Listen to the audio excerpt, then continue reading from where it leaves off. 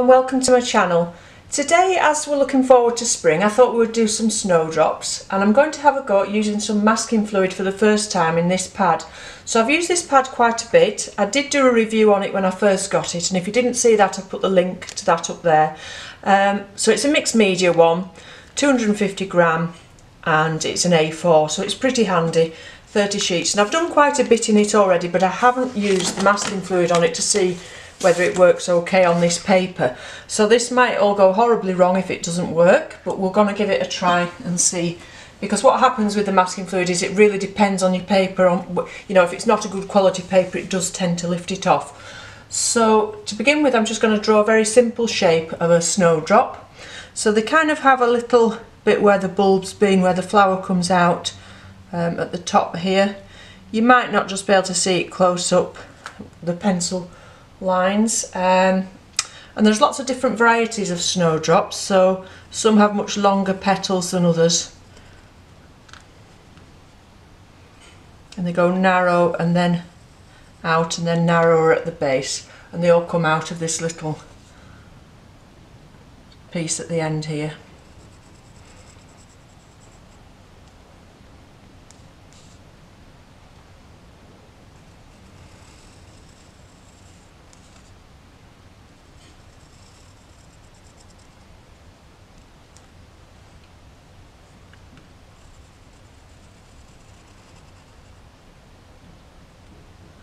And this one here is curled over, and we can see both sides of that. Okay, so that's enough for the petals, we've got those there, and the stem is coming out around here somewhere, and it's quite delicate, quite narrow.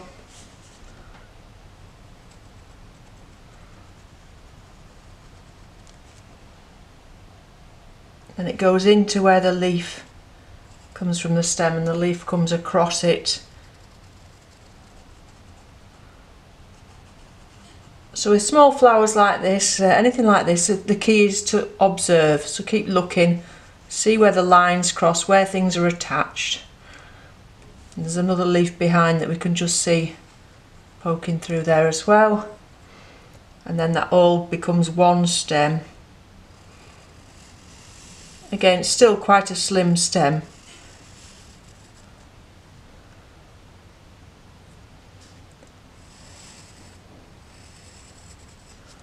Just put some extra leaves in behind, but we can do some of those with paint afterwards as well.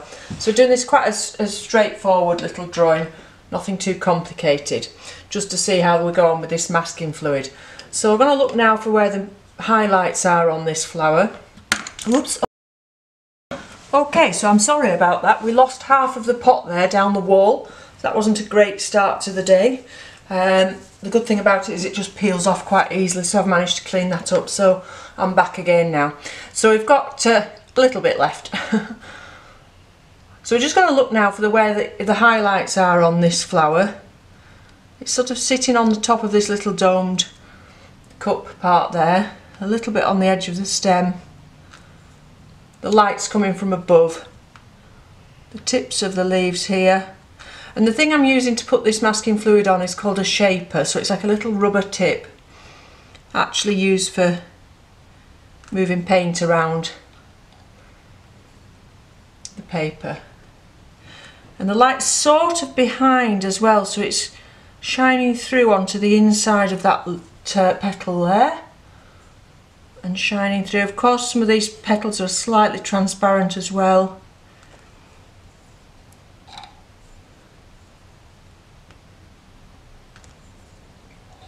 And also use the highlights to sort of reinforce the shape of the drawing as well.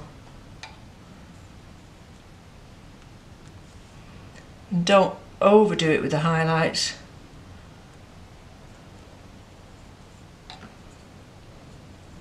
And a little bit down the side of the stem.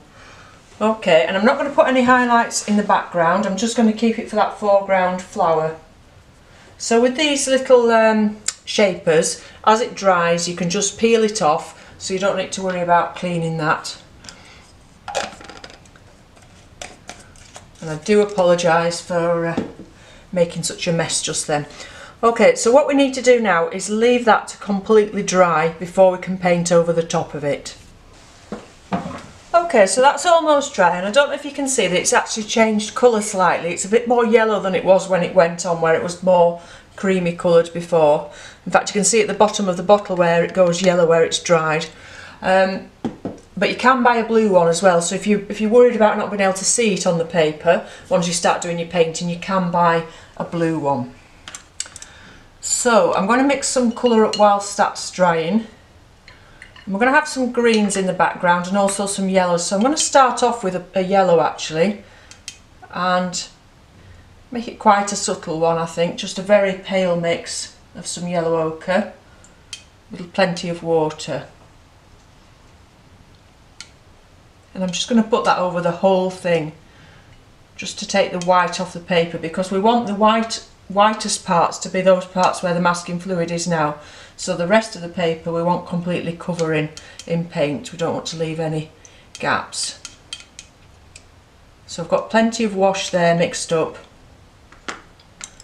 and I'm just going to do the whole thing. So if this isn't dry, of course you would start and make a mess when you started to drag your brush across, so you must make sure that that's dry before you start putting any paint on. And you can see I've done a margin here. With it being such a small delicate flower, we don't really want to make a huge painting. You've got to think about the size of your paper and the size of your canvas depending on your subject. If you were painting an elephant, it would look silly doing it the size of a postage stamp, but likewise you wouldn't do a 6-foot snowdrop necessarily.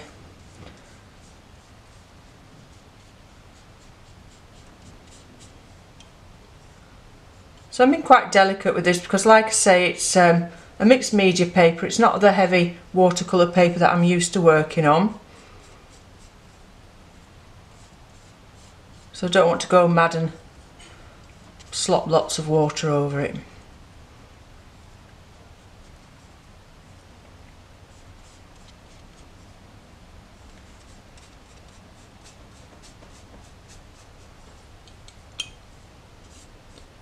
This brush holds plenty of paint. It's actually a sable brush, and probably about a size 6, something like that. It's actually lost its coating. I don't know if you can see, it's just back to the wood now. I've had it for years, but I think it's about a size 6 round sable.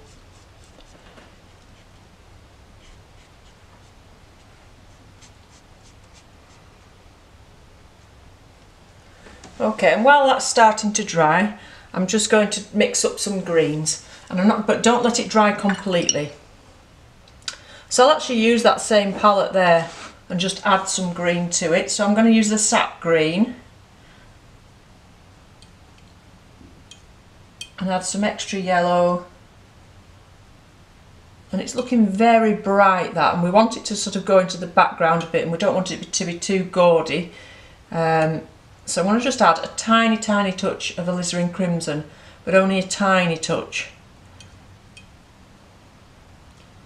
just to make it less bright, a bit more natural. And then whilst this is still quite wet, I'm going to add some of that to the background, roughly in leaf shapes.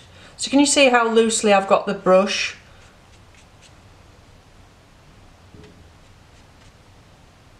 And it doesn't matter if we go over the actual stem of the flower itself, because we're going to be doing that green afterwards anyway, but don't go over the actual petals.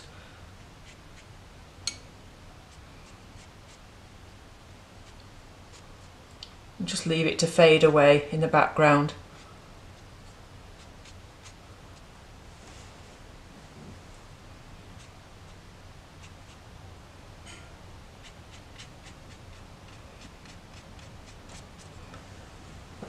I'm going to let that dry just a touch, and whilst I'm letting it dry I'm going to make a stronger solution of the green.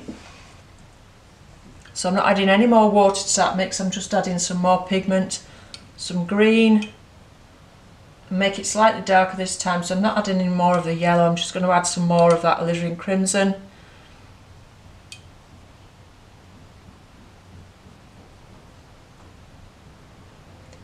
Just to give us the impression of some light and shade going on in the background, but of course that's all going to dry quite a bit lighter, and then once it's entirely dry we can start working on the foreground flower.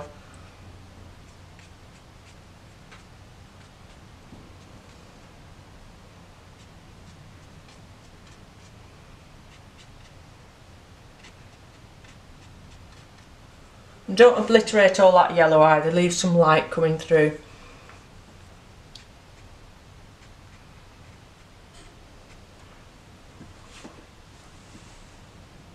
Okay, so we'll leave that for now to completely dry. So now the background's dry, you can see how much that's faded away. It's much lighter, but where we put those darker bits in and left some of the yellow there, we've got some shapes looking as if they might be leaves in the distance, but we want that to be quite hazy and just have the focus on this foreground.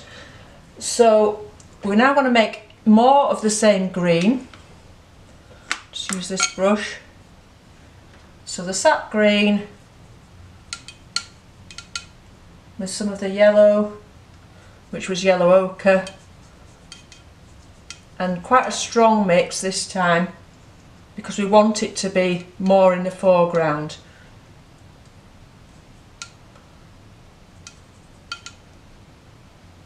Tiny touch of red again, but not as much red as before, and more yellow than before. Again, to try and bring it forward a little bit.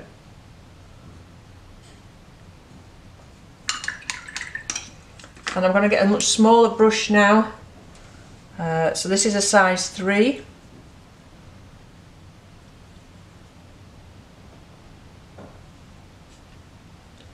And we'll start down here. That little leaf.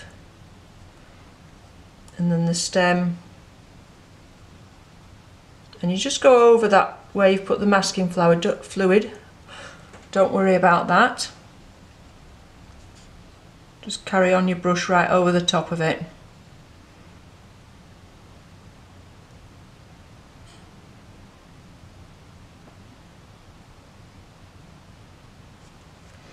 And before that dries, get your brush, wash it, and then squeeze out the excess moisture, so just have it nice and damp, and just gently drag that down a little bit with a bit of extra water just to let it fade away into that background, and just perhaps a bit of water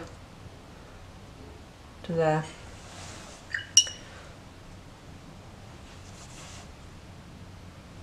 Then back to the stems.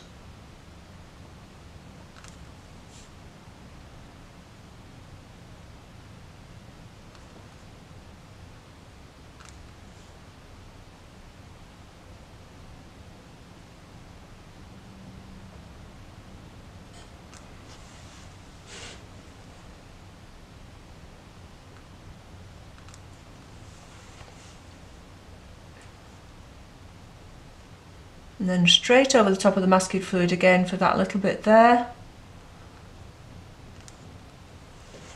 And on the flower itself there's actually some green shapes just down here. Just a tiny touch of green. And now we need to think about the, I'm just looking down here actually, can you see this is causing a cauliflower? I've got too much water there, so I'm going to try and rescue that whilst it's, before it goes any worse, whilst it's still damp. Okay, so for shadow colours, quite a difficult one with white flowers, but I'm going to go for a type of grey, so I'm going to go for some cerulean blue,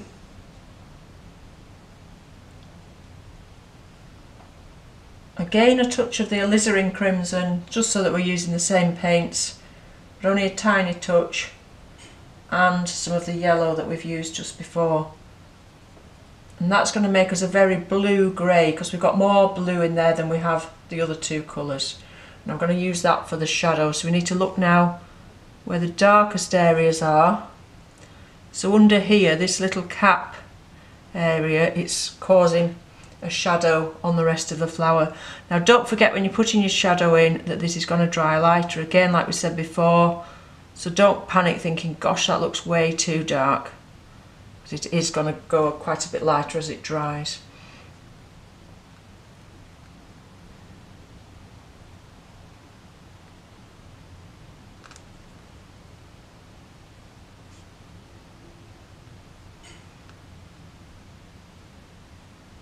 Some sort of lines of shadow, obviously the veins in the petals where the sun's shining through them in places.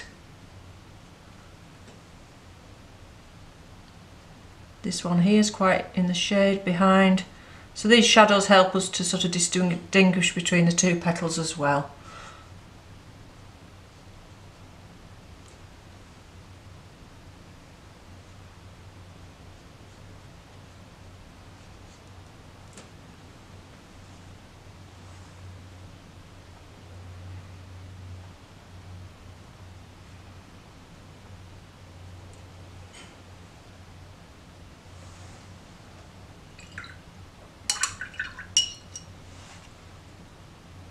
And if you did want to soften any of them off, again, do it now whilst they're still slightly damp. But actually I don't mind it like that with those lines showing for the veins. Now actually what I'm thinking about it now is, as I'm looking at it, we've not got enough definition between the background and the foreground to make this white jump out. So I'm going to go over the whole background again with another wash of yellow, and I'm going to make perhaps a brighter yellow this time. So this is how we need to correct things as we go along, and I'm actually going to put gamboge on. I know we said we wanted it to fade back, but I just feel that when this flower isn't showing up against that background enough. So let's make plenty of this gamboge up, and we're going to go carefully around the whole flower over that paint that's already dried behind.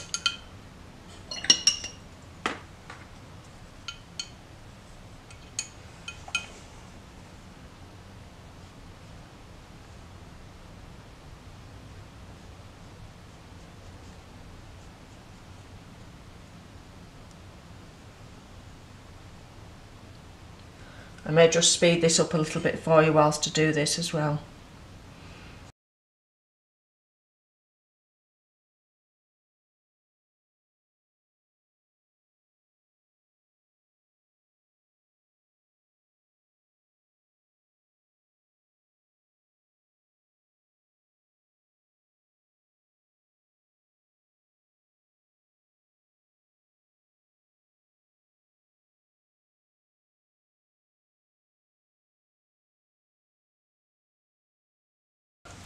Okay, so you'll see I put that on quite delicately. When we're painting over another colour in watercolour, we don't want to lift that colour underneath, so you don't want to be scrubbing away with your brush, just very lightly, as if you're painting on glass.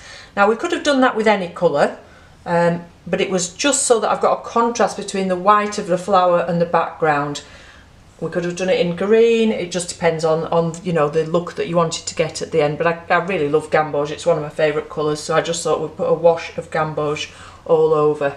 And I didn't let that dry as I was going along, I did that quite quickly, but we've still got those lines from behind of the leaves, you know, the green, as if it's some leaves behind.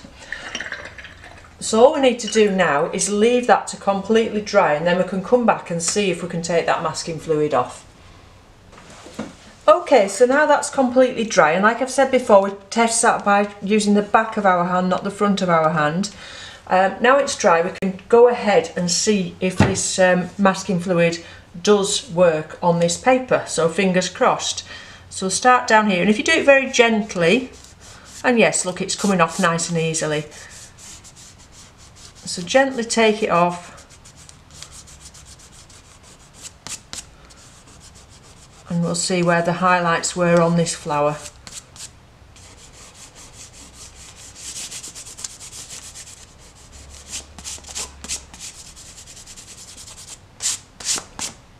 Now if you just run, after you think you've got it all off, if you just carefully run your finger over, you'll be able to feel if you've missed any bits or not. Okay, so now we've got that off. Some of those highlights are just a little too abrupt. So I'm just going to get my green and just alter things just slightly in one or two places. So this leaf we're going to just knock that back slightly, and here as well.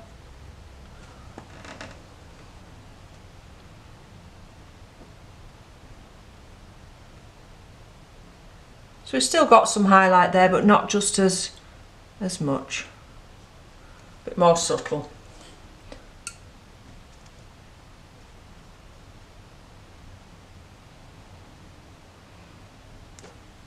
And here it's actually in shadow down this side, so by adding some extra green as we're doing that, we're going to make that darker as well. So I'm just going to look at one or two more places where there's a bit of shadow on the stem, just add some extra green just to give a bit more extra definition. There's sort of a ring around here as if that's where it's all stemming from.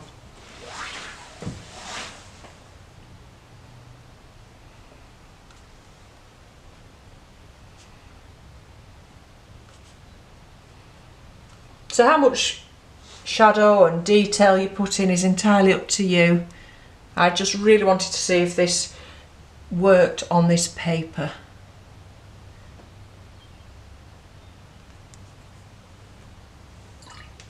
And you just use the colours that you've still got on your palette just to add some extra definition here and there.